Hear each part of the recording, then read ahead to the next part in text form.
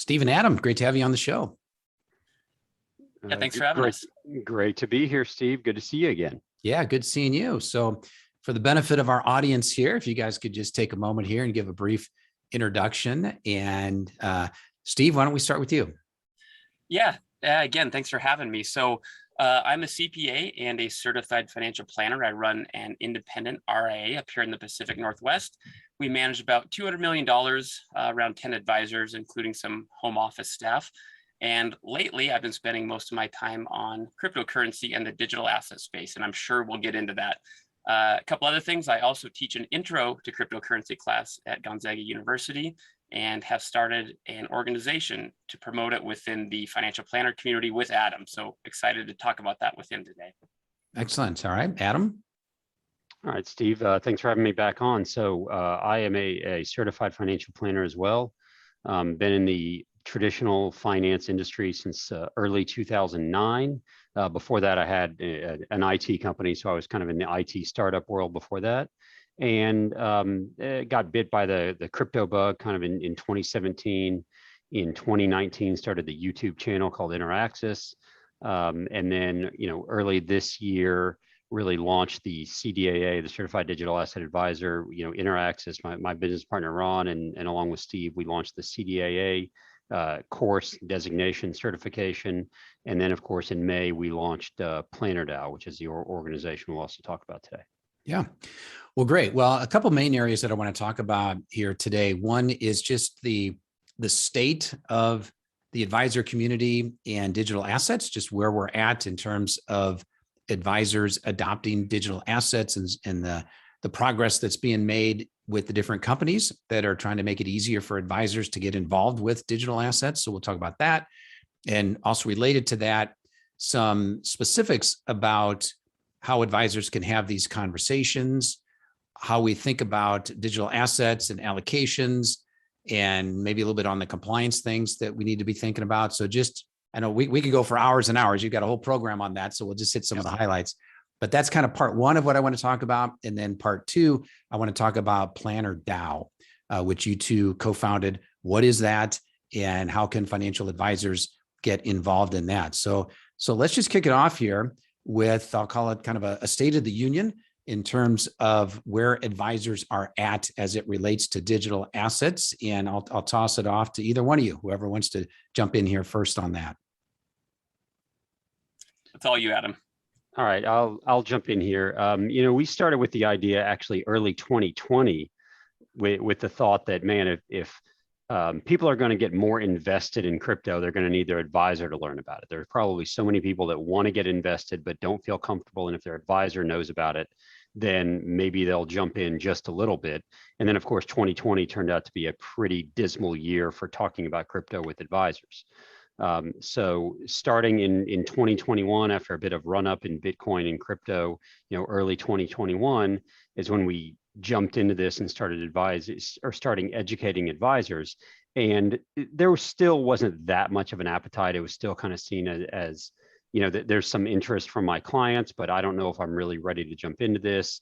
Are we going to have another time like we did back in 2017, 2018, when the market just crashes right back down again? Is this just a bunch of media hype? And I think, and Steve can correct me if I'm wrong, but I feel like that it was starting to bubble up, but it wasn't quite there yet. Now it is, from what we've seen, is more and more advisors understanding that this is not going away. Their clients want it, or their clients already have crypto, and they, as the advisors, really need to learn about it. Of course, you couple that with what we'll talk about, I'm sure, in a moment, with increased custody options, increased solutions for how to trade or how to get into crypto, how to hold it, how to make it part of a portfolio. All of that has helped quite a bit. So the technology has gotten better.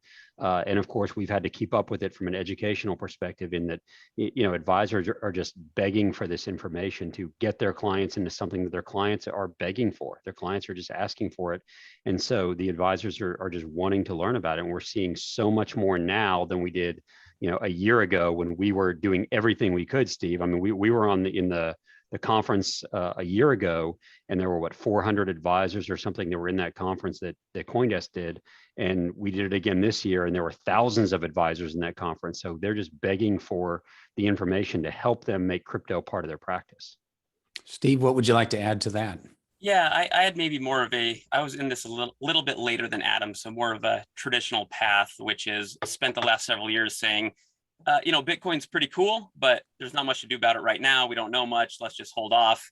Was never super anti, but also, didn't really take the time to learn about it. And that all changed a little over a year ago where I really dove into it. So I think what's really changed though during 2021 is that we now have the ability to implement.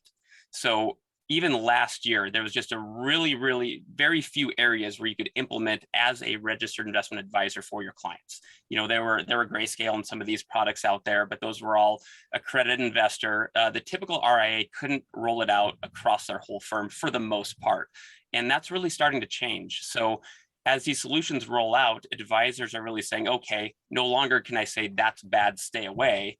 They're understanding, hey, I have a fiduciary obligation to understand what's going on here, to understand the pieces.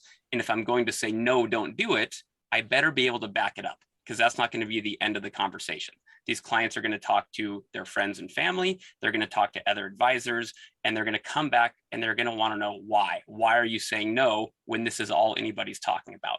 And really the difference here is that now clients know we can do it for them, at least to a certain extent.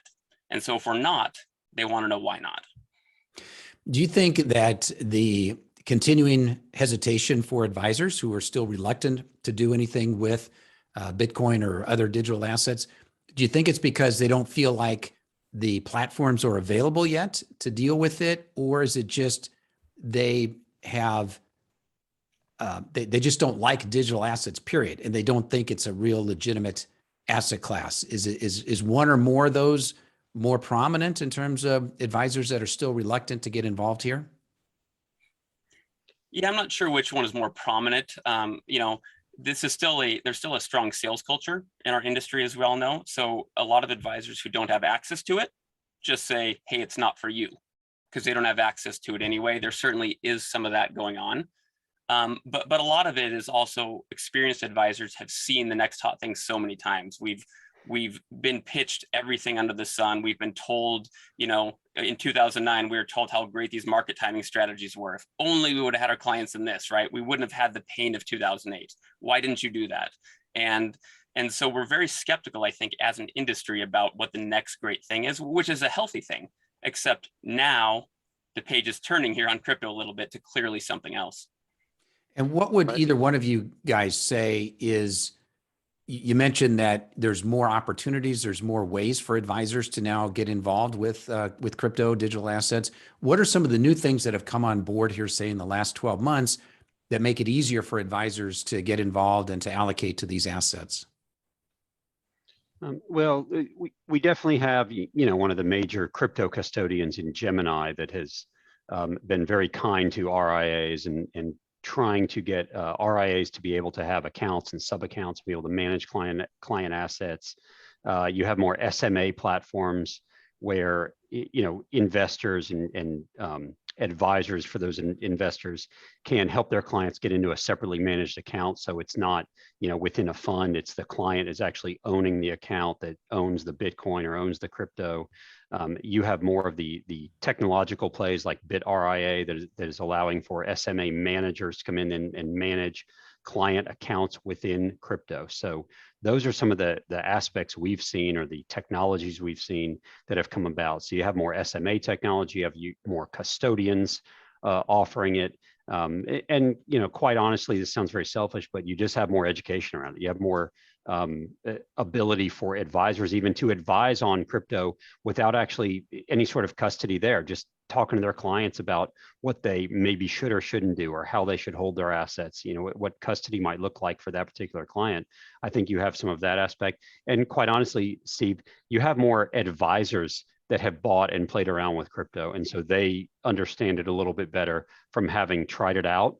And so they can talk to their clients about what they've done and what they haven't done, or what they wish they had done. And so you have more advisors that have played around with it a little bit, and so a little more comfort there. But from a technology standpoint, you have more of the custodians offering it. Of course, you've had Fidelity Digital Assets offering it for large clients for a while. But now you have, we've seen recently Interactive Brokers offering. You have Robinhood. You have others. So look, clients, investors are going to invest in crypto whether their advisor offers it or not.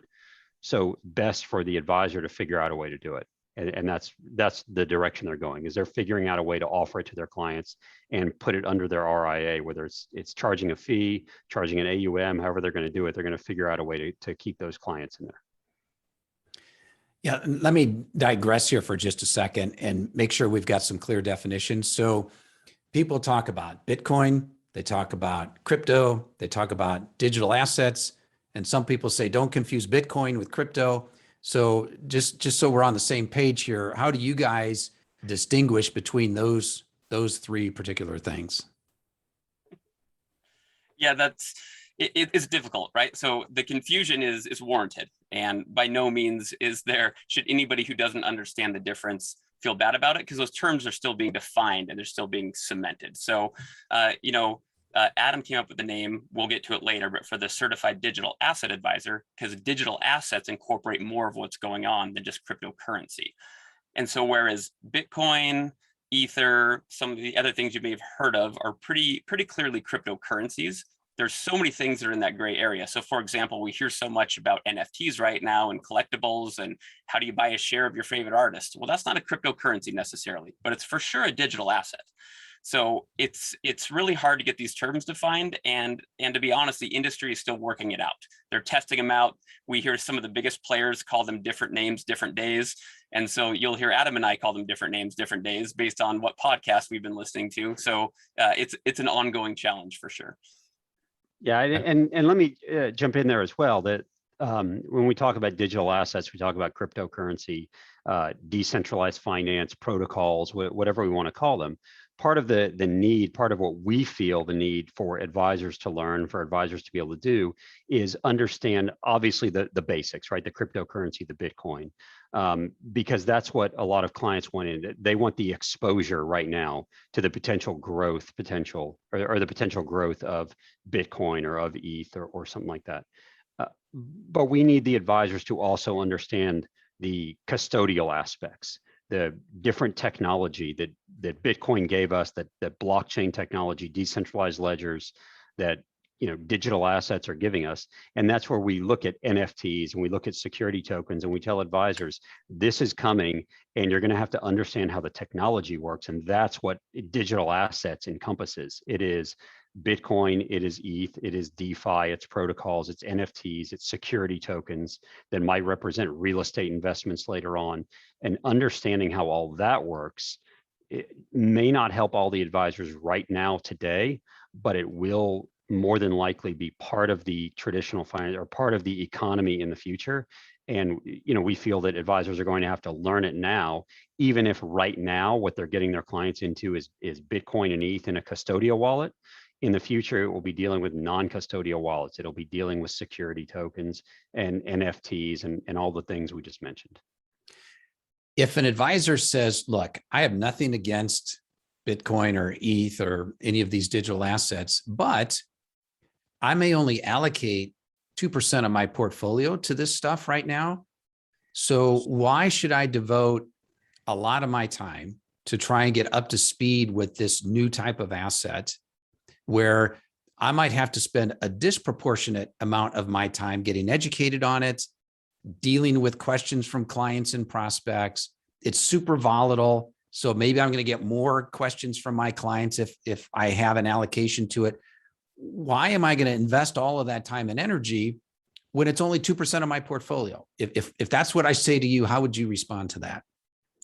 That's a really good question. And I guess the answer to that would be, if you consider yourself a fiduciary, you shouldn't put $1 into somebody's portfolio where you haven't done the due diligence on what's going in there. So if you're from the traditional industry where it's sales and pushing products and turning things over, you probably don't need to, and maybe you shouldn't, right? Because your job is to, recite the glossy brochure and hopefully the account goes up. But if you're a fiduciary, if you really care what's going on with your clients, if you put $10 in, you better understand it, because that's what being a fiduciary means. So what I would say is, go back to Adam's point a little bit, which it's not just an asset class, because there'll be a point in the near future where on Fidelity or Schwab, whether you're buying a share of Apple or a share of Bitcoin, looks very similar, right? It doesn't seem like the education is that big. But your small business owner clients, how they get their loans, how they do their lending and credit in the very near future is not going to be like anything you've seen before. So it's not just an asset class. It's not just an investment opportunity. Your clients are going to need guidance because it's going to impact every area of their life. So what I would say is, don't think of it as just an asset class. Think of it as infrastructure, an infrastructure that you better understand if you want to be a fiduciary in this world. And Steve, I'll again jump in with this question, because I think it's really important, because every week we do a live session based on our, as part of our CDAA course. And we talk through conversations that advisors might be having with clients. And very often those conversations come down to some of the objections we've heard, the objections about criminal activity, the objections about China's going to ban Bitcoin for the 87th time this year. All these things that the research, the news, anything that affects the price of Bitcoin or affects the price of ETH. And even if an advisor is only going to get into those for right now, they're still going to have to answer the questions and have the conversations with clients when the value goes up or the value goes down. Because if the value shoots up, if the value of Bitcoin today goes from wherever it is right now, 58,000 to 100,000, and I just put my client in 2% because I talked them down from 5, well, I better be able to answer that. I better be able to answer why that happened. Or if the value drops from 58 to 40 in the next 2 days, I better be able to answer that question. And that comes from understanding the asset, understanding the technology, very often understanding what the market is like. And that is a lot more than, maybe a 1-hour presentation can give you. So that is why, understanding, as Steve said, being a fiduciary means not only, understanding how to get your clients in, but how to have the conversations about those particular assets when they move one way or the other. Because this is, just honestly, and I don't say this to be hyperbolic, this is an asset and this is an investment unlike any we've ever had. And I can't, there's no other way around it. No one can say otherwise. It is unlike anything we've ever seen. And so to understand it means that when something happens, when some news comes out and the price drops or the price goes up, as the advisor, you're going to get calls, whether you've allocated your clients 2% or 15%, you're going to get calls no matter what. And the calls are going to be, why did this happen? And if you don't fully understand it, you're not really going to know why it happened. And honestly, if you can explain it to your clients, you're that much better off. And they're going to go, all right, maybe I'll allocate more, or maybe I'll send you more of my clients or more of my friends to be your client, because you understand it enough to explain it to me. Yeah, I think that's the issue, though, is that, yes, absolutely, as a fiduciary, they have to be educated in this area. But again, if it's only a small percentage today, it might take a disproportionate amount of their time to get educated on it relative to that amount of allocation. So I guess maybe another hypothetical here is, let's say we fast forward 10 years from now.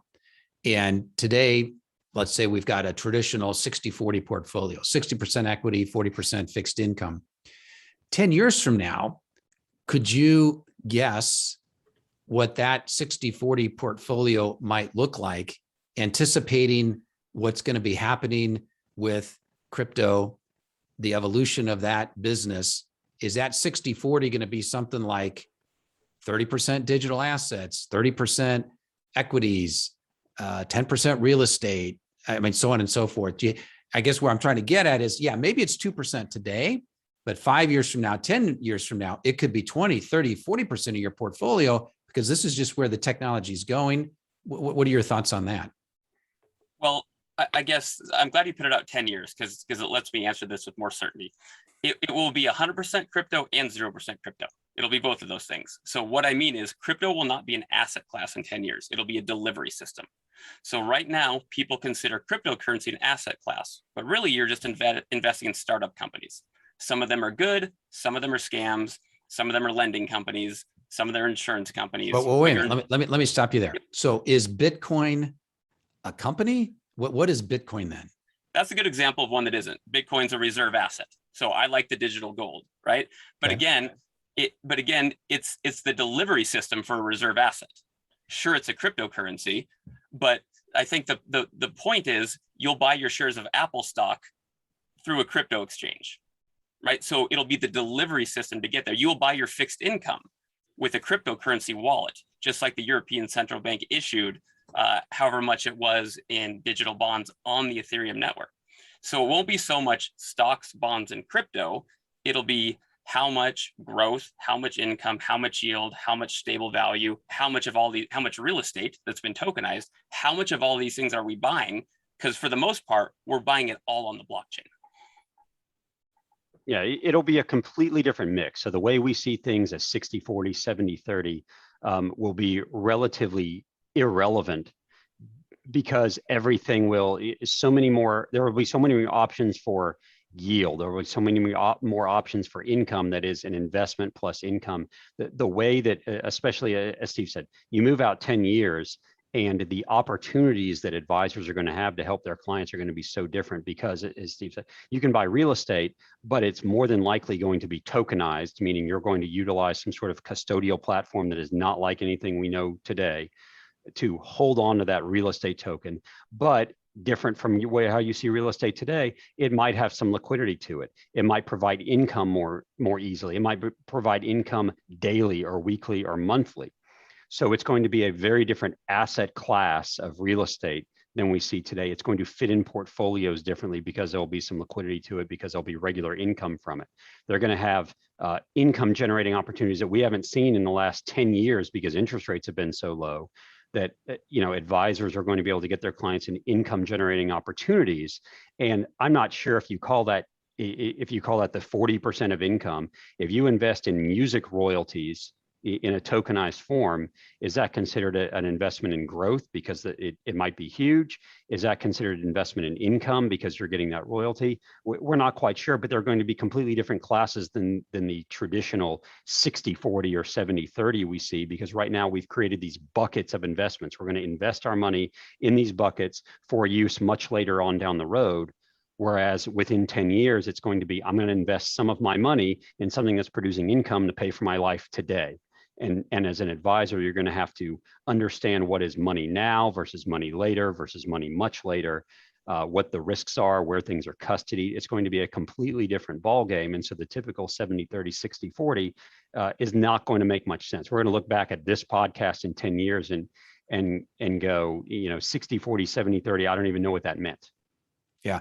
Well, and I love how you guys just described that. And I think it also indicates why it's so hard for a lot of people to wrap their heads around it. And what you guys just described is precisely why I started this podcast a year ago, which is because the industry is changing substantially. And what we've typically thought of as the traditional financial infrastructure and industry is being completely remade in front of our eyes. And just like you guys described, we've got the infrastructure, which is being changed through decentralized finance and DeFi and decentralized exchanges.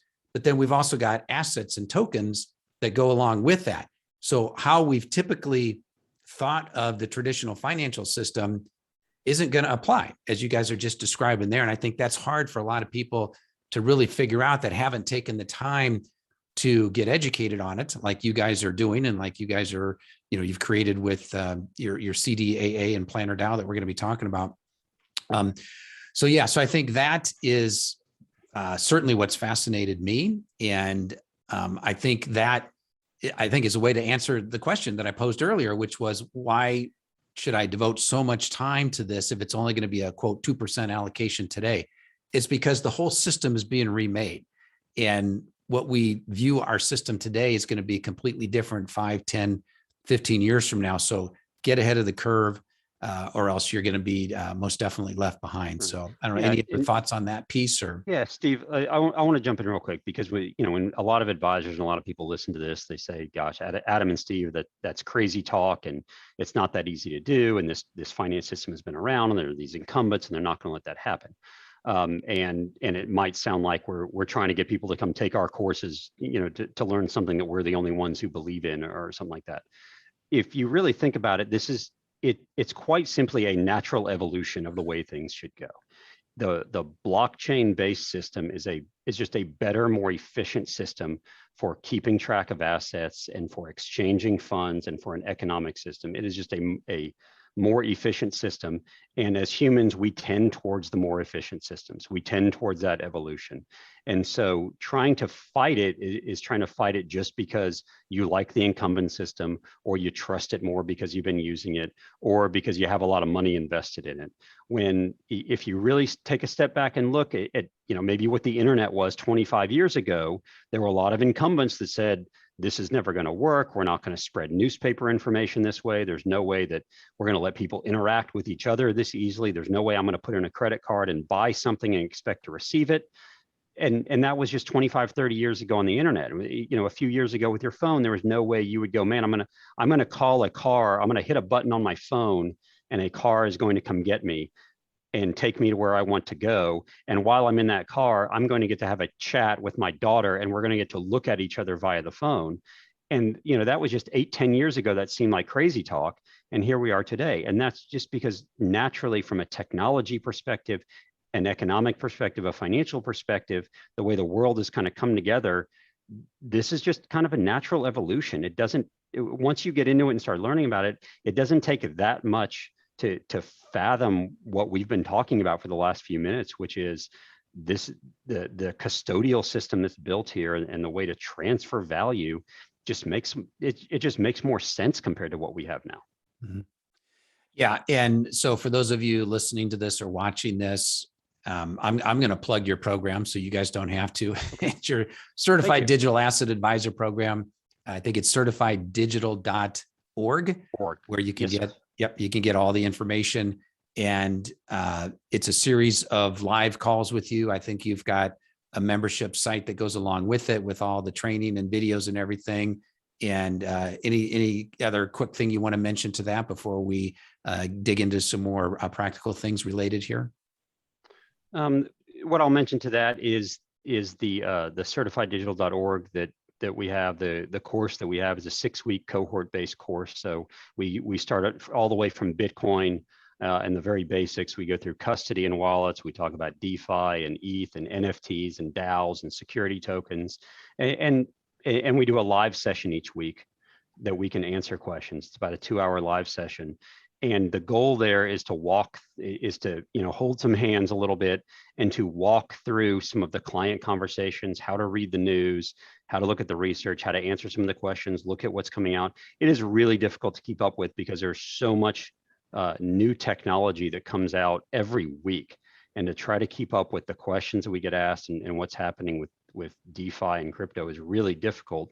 But our goal is to set the basics so that advisors can then do their own research.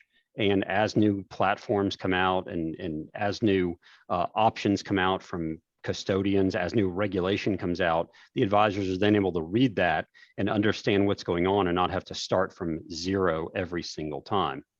Okay.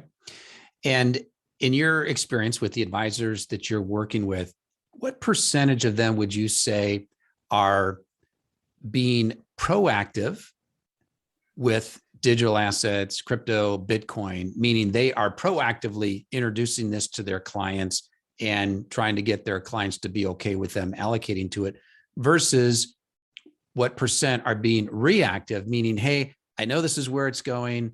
I'm not ready to try and convince my clients this is what we should be doing, but I want to know all about it because I'm starting to get questions. I want them to know I'm up to speed on it and I can allocate if they're interested, but I'm going to be more reactive to that as opposed to proactive with people who aren't even asking me about it yet. Do you have any sense for maybe what that mix is at this point with advisors? So based on what I've seen and the ones I've talked to, it is more of people being somewhat reactive or somewhat getting ready. There are quite a few that have gone through the course that are with broker dealers and they can't even offer any sort of advice on crypto because of the rules and regs and compliance of their broker dealers. They just want to learn about it because they still have clients asking about it, and they at least want to have intelligent conversations, even if they can't really advise them on it. And they're getting prepared. Some of them are getting prepared because they know they're going to leave their BD soon and start their own RIA or go to an RIA or go independent. And some of them are getting prepared because they feel like one of these days, my broker dealer is going to allow this. And I want to be ready when that happens. I want to be the first one ready when it happens. There are several, I would guess probably 35% who are actively helping clients with crypto, whether it's just, charging them some hourly fee or some project fee to say, I'm going to help you with this particular project, or I'm going to help you with your crypto. I'm not going to help you, and I'm not going to invest it for you. I'm not going to have discretion. I'm not going to put you in any sort of account where I'm managing the assets, but I'm just going to, walk you through the process. We're going to educate. We're going to talk about how to keep your crypto safe and what it means inside your portfolio. I would guess that's about 30 to 35%. And the rest are probably just getting themselves ready. They're getting themselves prepared. And some of them, quite honestly, are learning about it because they just want to invest in it themselves. And they're using this as an excuse. They get their CFP hours and they're, paying some amount to learn as much as they can about crypto from those of us that have been in it for a while. Okay. So let's assume that I'm a financial advisor and I've gone through your program. So I feel like I've got some education here, and I'm a independent RIA. So I have the ability to do pretty much whatever I want here with these digital assets. If that were the case, what are some questions that you would ask of me if I said, look, I really want to go full speed ahead on this. I'm a believer in it. I want to allocate some of this to my clients. What would you want to know from me in order for you to recommend to me, like a percentage allocation? Would you recommend I just stick with Bitcoin or Bitcoin and ETH? Would you recommend that I work with an SMA, a crypto SMA firm? What would your recommendations be for me at this point, given where we're at with the technology and the availability of platforms? That's the perfect question, and really the crux of what's going on right now. We cover that in the last couple of weeks of our education, which is what are the business models, what are the options, and then Adam and I actually both do consulting for our independent RAs and walk them through this process. And so really it all comes down to the business model. What do you want to do? Just like new entrants into the space now in traditional have to decide, are you doing AUM? Are you going to drop your Series 7? Are you going to do project-based? Are you going to do retainer, hourly? What are you going to do? It's a very similar conversation. Do you want to manage the assets? Do you want to give advice? Do you just want to have a conversation to use it for marketing? Do you want to have the AUM but not do the management? And so you got to figure out really what they want to do for a business model, how they want to get paid, what conversation do you want to have with clients? Do you want to say, I'm a crypto manager? Or do you want to say, I know a lot about crypto and I know how to get you access? Do you want to say, I know what I do for myself and I'll tell you for $1,000, right? Like there's a lot of different routes you can go to do that. So what's really neat is quite obviously there is no one size fits all. Every conversation almost literally has led to a different solution and a different implementation, from manage it yourself to hire an SMA on a contract basis, to do an SMA for basis points, to do a monthly retainer, project consulting. We've seen it all, but really it's the same process you walk through, which is, what do you want to do for deliverable? What do you want your sales conversation to be? It's the same stuff in the traditional world, just translated over to crypto and then run through kind of a compliance filter to figure out what makes sense for firms. And what would you say is the path of least resistance for an advisor? So let's say I'm totally open to any business model. Again, I'm an independent RIA. I can make my own decisions. I can charge an AUM fee. I can use an SMA. I could do hourly consulting. I could do any of those things. What would you say right now is the path of least resistance that is easiest for an advisor to orchestrate, to implement, to manage, with the least amount of risk to them and to the firm and to their clients, yet still gives their clients the exposure to these assets? That's a really good question. So at my firm, just so you know what angle we come from, okay. So we actively manage assets for clients, digital assets for clients on Gemini using BitRIA as a software overlay. We charge an AUM fee, we onboard them, we wire the money from Schwab, we do the whole deal. I'm glad we went that route. I'll also say that is not the path of least resistance. There's a lot of work to do for that. The answer to your question, in my opinion, is it's a project fee. So, for $1,000, I'm going to give you this much education, and at the end, I'm going to tell you to open up a Coinbase account and buy Bitcoin, within the parameters of your financial plan.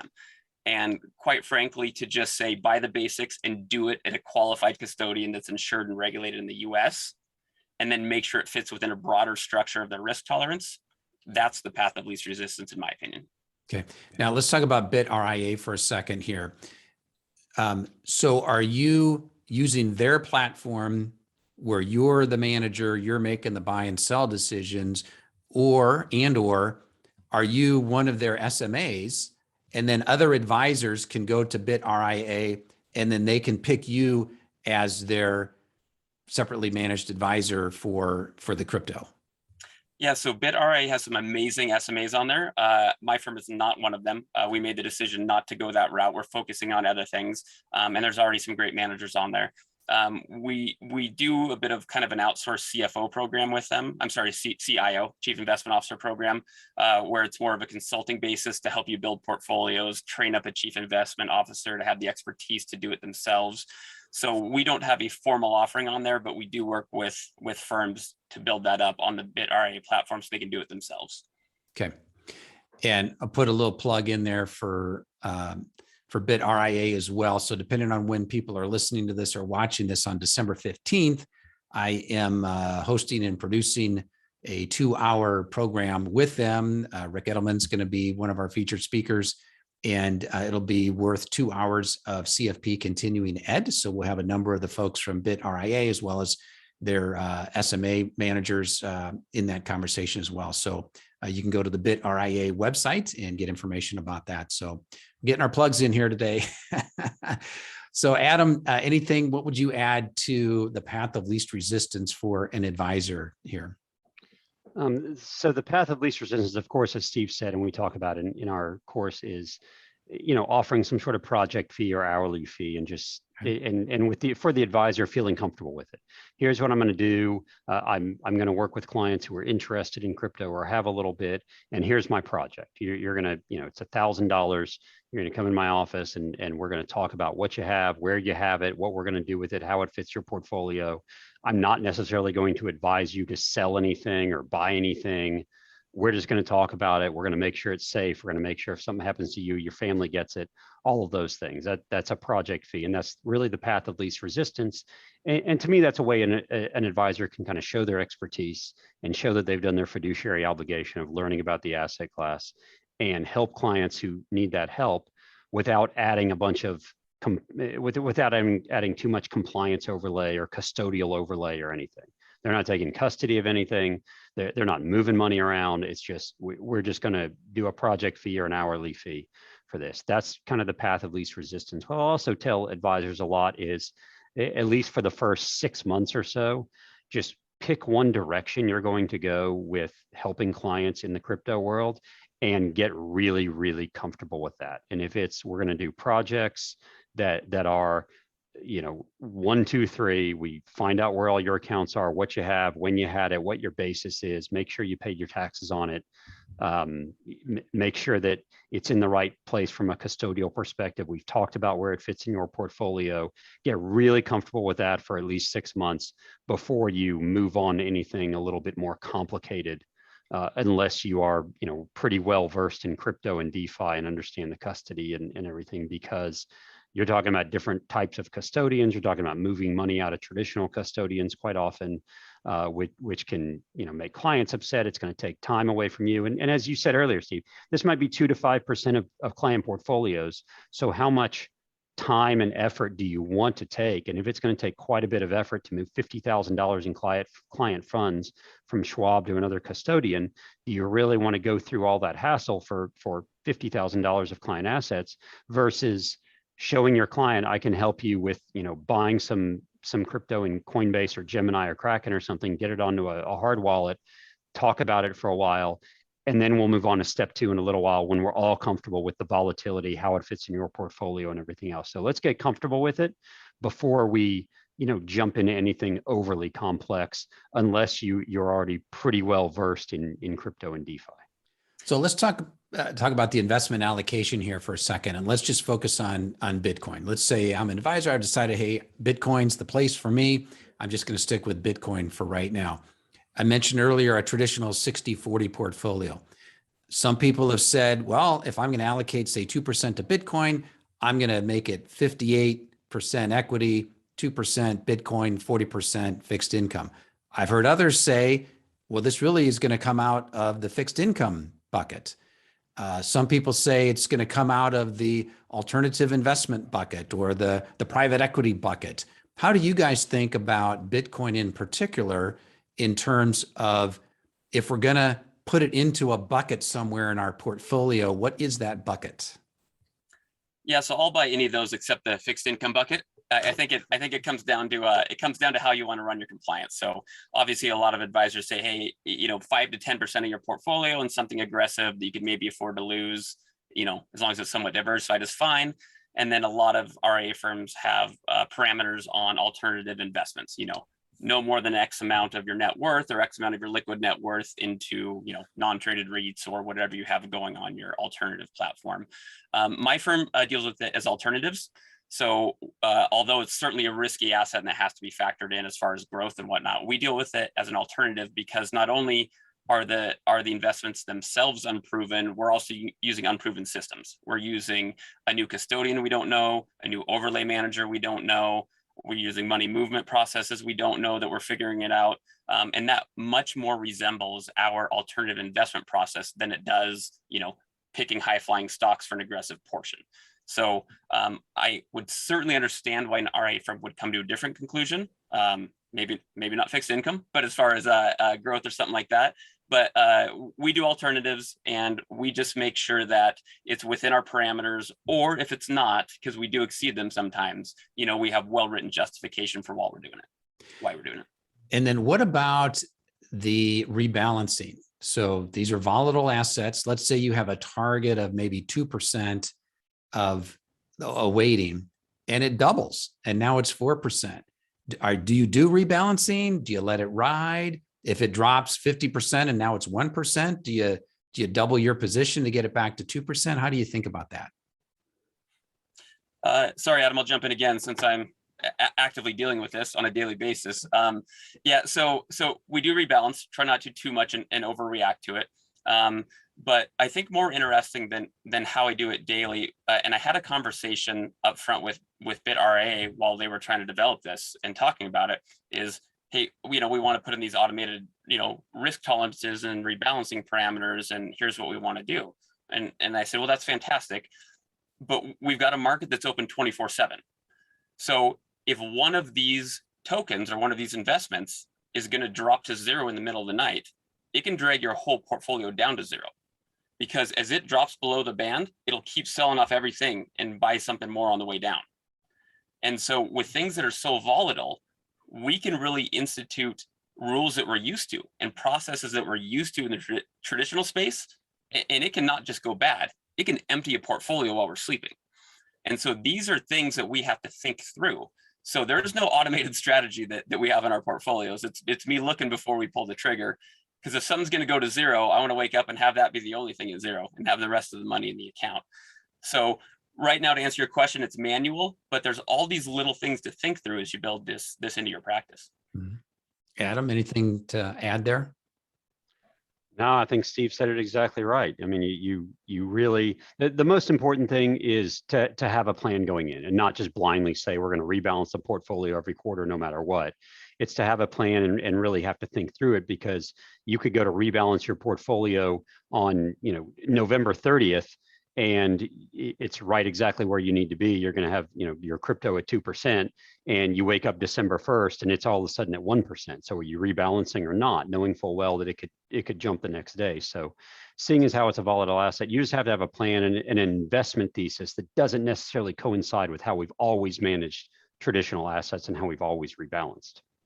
And I know this can change, but as it stands right now, describe to me the tax ramifications. How, again, let's stick with Bitcoin.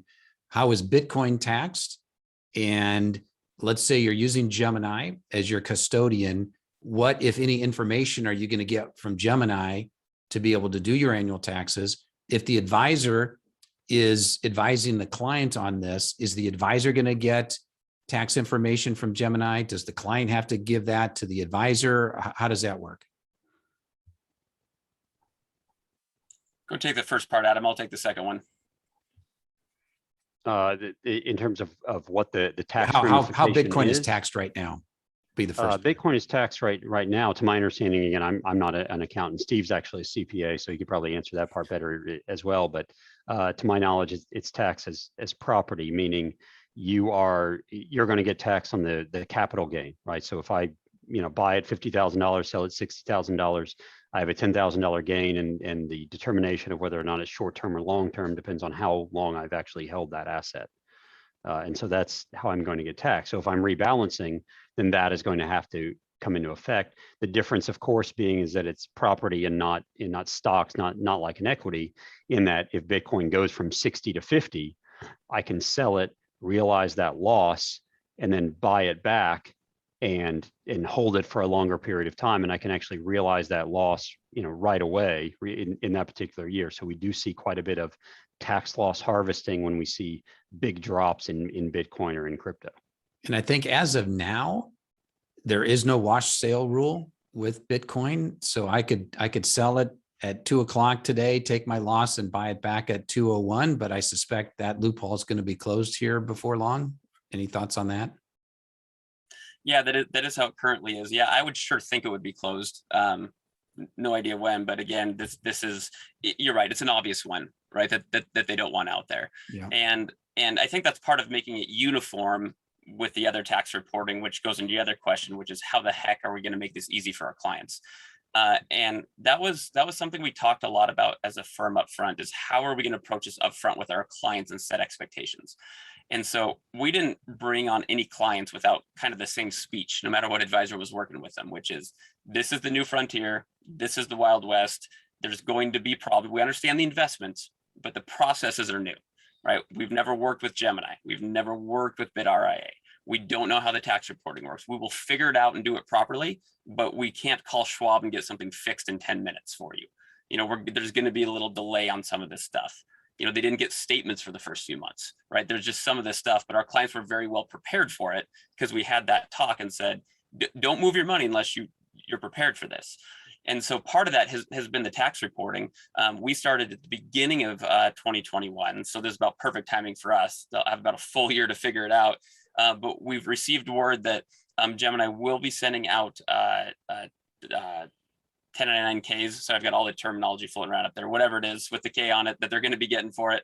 And that's for, basically that's a form that in general doesn't get reported to the IRS, but gets sent to the client so they can report their own taxes. And so again, Gemini doesn't necessarily have that built in. My understanding is it's the BitRIA relationship that's generating those. So right now, Gemini, for the most part, think of them more like kind of a 401k custodian, right? They just hold the funds and trade them. The TPA on top of it is the one that does all the work, all the accounting, make sure everything makes sense. And so there's a little bit of that going on in crypto right now, where the custodians don't understand our processes, our procedures, what we need to deliver to clients, who to give what to. They don't really understand what a qualified plan is to a certain extent. Obviously, they're smart people there, right? But they're not set up to do those things. And so we're having to rely on companies to layer on top of them, like a BitRIA, to figure this stuff out. So we are going to get that reporting, and we are expecting some manual processes on top of that once we get it. Okay. So we could talk forever about this aspect in terms of the education piece and how to allocate and all that good stuff. But I do want to talk about Planner DAO here for a moment. But before we get there, any other part of the education piece or anything that you think is really important for any financial advisors that are listening to this today that they need to know about the education or the investment or the tax or the compliance piece as it relates to these assets? I think the most important part is to start down the road of education, start down the road of learning this sooner rather than later, if you anticipate allocating it all to it in the next year or two, or making it part of your practice.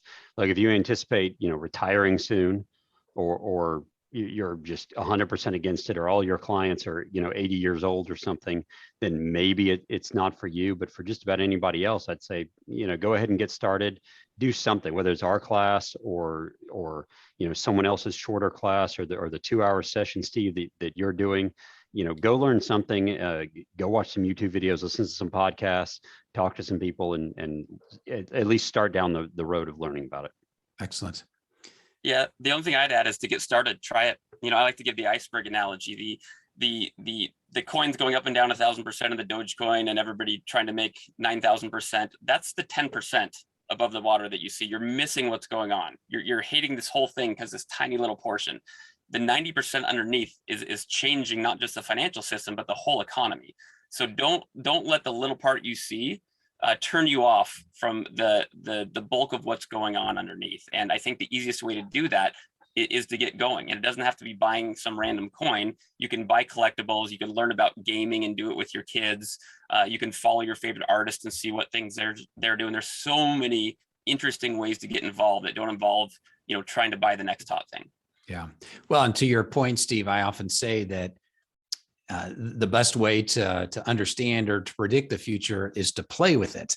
And so I always encourage people, in addition to the education piece, is to go out and buy some of this on your own. Buy an NFT if you want, buy some Bitcoin, and not, something that you can play with just so you can understand this. Obviously, you're going to need to before you get your clients into this, because you want to understand how the whole thing works. So I encourage people to buy a little bit just to understand how the whole thing works. So, all right, with that, let's do a little segue here to Planner DAO. So let's start with a definition. What is a DAO? Not DOW, but DAO.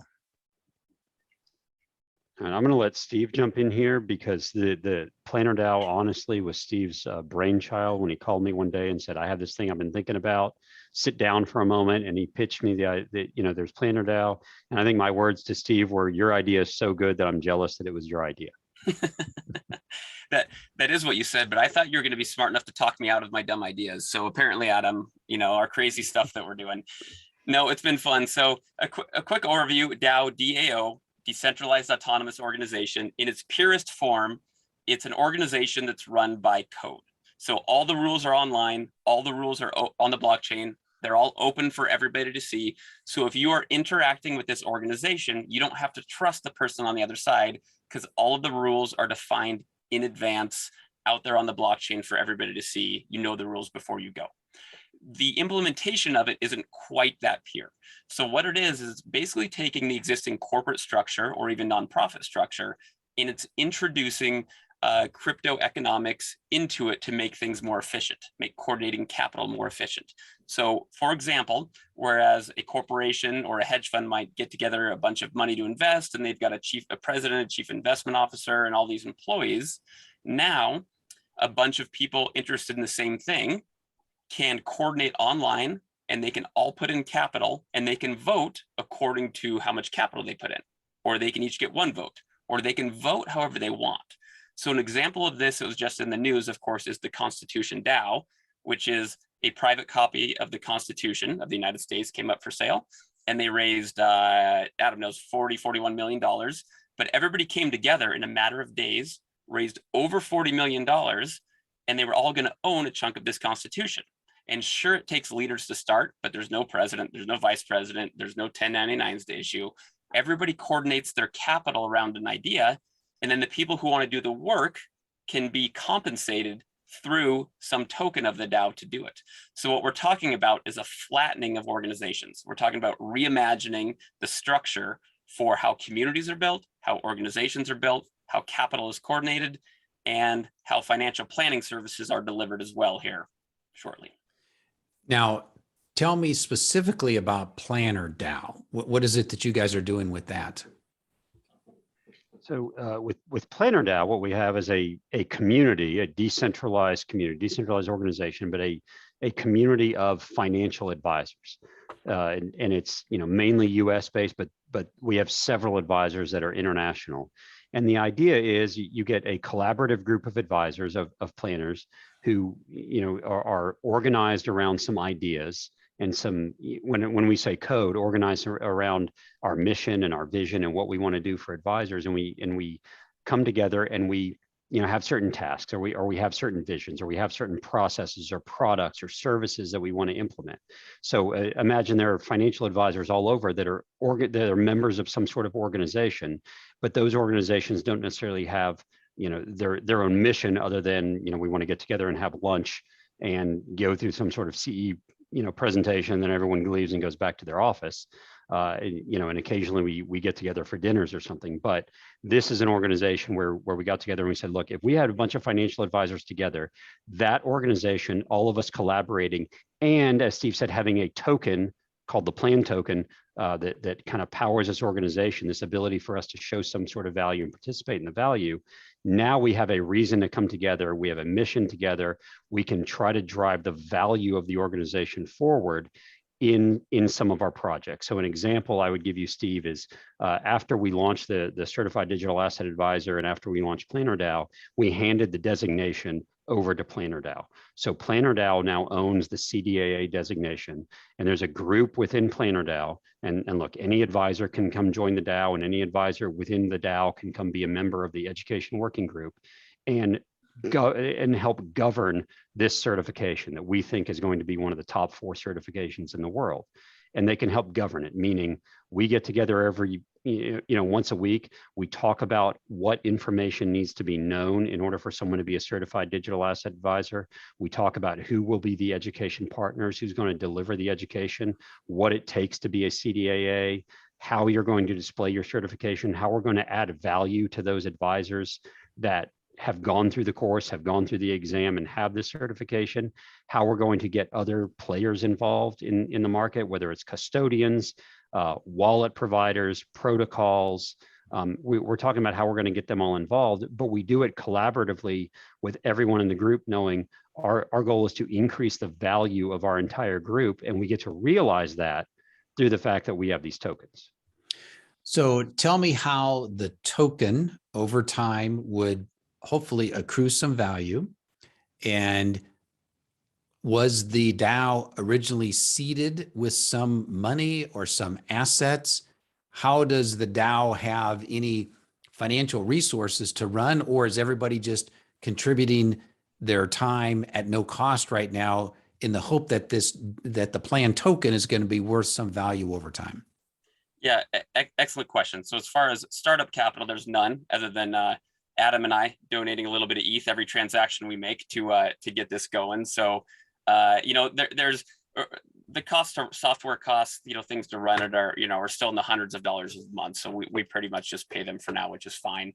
But the point of the plan token is to create our own economy where planners can be rewarded for doing things that are important to other planners, or even vendors can come in and do things that are important to other planners. So what we hope to do, so people who contribute right now, whether they contribute on a working group or create some report for the DAO, they are compensated in plan tokens. Now, obviously, those don't have ongoing value right now, but as the DAO generates revenue, they do. So how any token out there in the cryptocurrency universe has value is it has some type of claim on revenue or on assets in a balance sheet, just like the real world, right? Just like a company's only claim to a stock price, they have access to that cash flow or to the assets on the balance sheet, at least in theory. And so it's the same.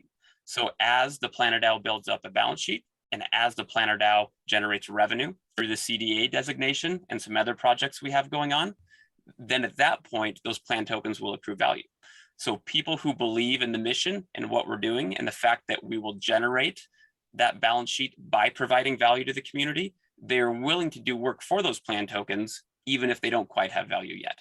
And then how do you determine how much plan token to give to someone for doing some amount of work for the DAO? Well, it's a highly scientific process of making it up and then seeing who complains and then adjusting from there. Okay. Very scientific. Yeah, it is. I got a spreadsheet for it. Yeah, we should state also that Steve didn't allude to this, but Planner DAO does have some money in the treasury now. Because one, we applied for a grant from Nexus Mutual, which is a decentralized finance insurance protocol, and we're awarded that grant for a project we're working on. And in addition, Steve was smart enough to buy an ENS domain name, which is an Ethereum name service domain name, plannerdao.eth. And when ENS did a retroactive airdrop of their ENS token, then the DAO actually received a bunch of those ENS tokens, which we hold in the Treasury. So the Treasury does have some funds now, but then we also have, ideas in the future for how the DAO is going to earn revenue. Things like when you take the CDAA final exam, you're going to have to pay the DAO in order to take the final exam. So there are ways that the DAO is going to actually earn revenue. Mhm. Excellent. Yeah, and if I can elaborate, Steve, that Adam, I'm glad you brought up the Nexus Mutual grant, because that's a it's a top insurance protocol in cryptocurrency and in DeFi, and they're one of the top protocols, period. And we explained to them what we think financial planners need to bring our clients into DeFi in a compliant and scalable manner to guide them into DeFi. And they agreed, and they got our vision and what we're trying to accomplish. And that grant was for over $125,000. So they gave us real money to go put into legal and research and whatever else we need to build the tools to help independent RAs bring their clients into DeFi. And so we're in the middle of that project right now, and we're really excited about it. Right. And that's really important. Sorry, I'm going to jump in again. Is from where we started the DAO, we had certain ideas about the directions we were going to go with it, and it was going to be this organization for financial advisors for anything we want to talk about. And what we've honed in on is we're really focused on developing the education and the tools to help financial advisors be part of the decentralized finance or the crypto ecosystem. We want to be the ones that build the education and build the tools to help them, to help make that journey a little bit easier for them, a little bit safer, a little more compliant, all of those things. That's really what our goal is right now. And that means here in the US and internationally as well. Now, as I think you guys know, I'm a member of Planner DAO as well, and you guys have an online community. So tell me a little bit about when you become a member of Planner DAO, what is this online community? What can an advisor expect when they're part of that? Yeah, so our community website is at plannerdao.io, and that's where you can sign up. And it's a community website that'll have a field that you're used to. So there'll be articles, there'll be message boards, there'll be conversations, there'll be events, there'll be groups you can join talking about specific topics.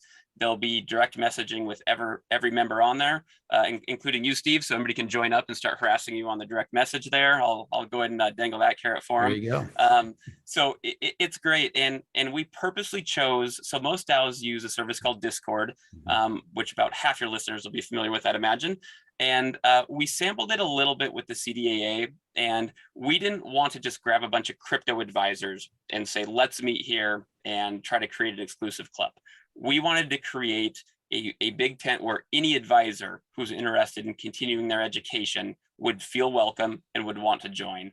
And a service like Discord just didn't fit that. So we found something with a little bit more familiar feel, because again, most DAOs are harnessing existing crypto folks and existing crypto energy and putting them in one place. We are not. We are taking people off chain and trying to bring them on chain, which is a much heavier lift. And as far as we know, we're the only ones doing it to any significant degree anywhere around the globe that we can find. So plannerdao.io is where we're trying to bring financial planners in for this conversation and see what they need. And then we can all build it together. Yeah, and I'm glad you mentioned the Discord servers, because I was going to ask you about that, because I know that a lot of the NFTs, they have their own Discord servers and communities, they use that.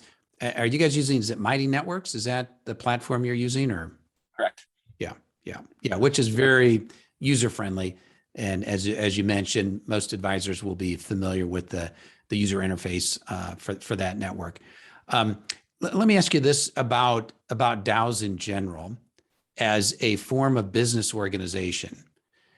Do you see 5, 10, 15 years from now that DAOs are going to be just as commonplace as an LLC or a C Corp or an S Corp? Will they actually take the place of those forms of business organization, or is the DAO just something completely different, serves a different purpose than someone that might want to start an LLC? I'll jump in here real quick first and say, look, in 5 years, I don't see that it's taking over LLCs and C Corps and all that, and that's partially because we still need some sort of entities. You still need throats to choke. You still need to submit to compliance laws and tax laws and everything else. And that's where we've built this huge infrastructure with LLCs and with C Corps and S Corps and partnerships and everything else that we have.